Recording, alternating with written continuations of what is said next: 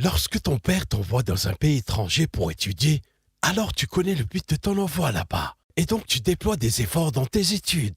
Ainsi, tu réaliseras donc le but de cet envoi.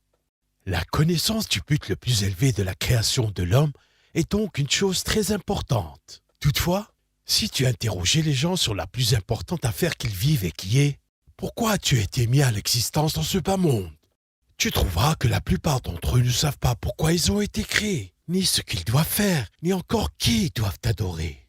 Mais Allah, magnifié soit-il dans son élévation, a clairement indiqué la cause réelle de la création de l'homme et de cet univers, l'adoration d'Allah. Seul, il, élevé soit-il, a dit « وَمَا خَلَقْتُ الْجِنَّ وَالْإِنسَ إِلَّا لِيَعْبُدُونَ »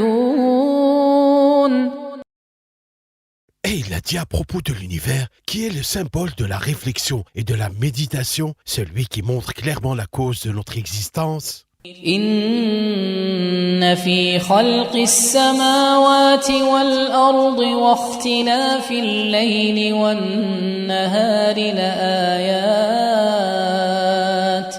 لَآيَاتٍ لِأُولِي الْأَلْبَابِ.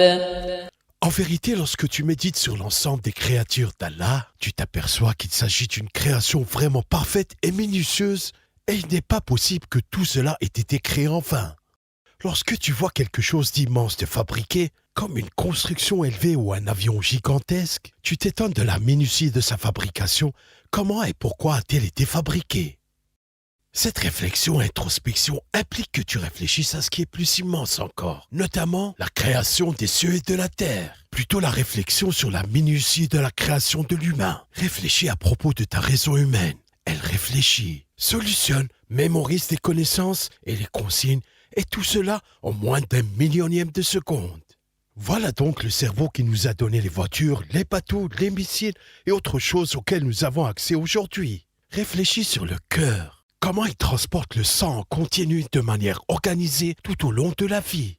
Tout ceci conduit à admettre que ce cœur a un créateur et qui n'est pas le fruit du hasard. Ensuite, réfléchis sur le but de tout cela. C'est que nous adorions Allah seul.